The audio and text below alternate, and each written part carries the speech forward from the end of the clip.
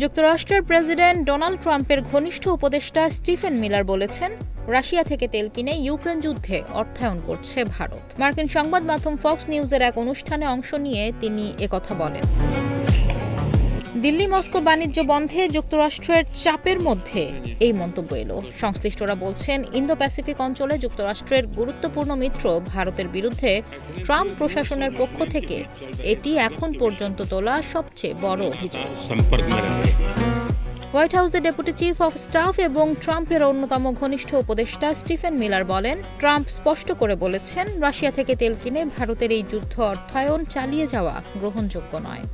মার্কিন এই কর্মকর্তা বলেন, লোকজন শুনে অবাক হবে যে রাশিয়ান তেল কেনার দিক থেকে ভারত প্রায় চীনের সমকক্ষ।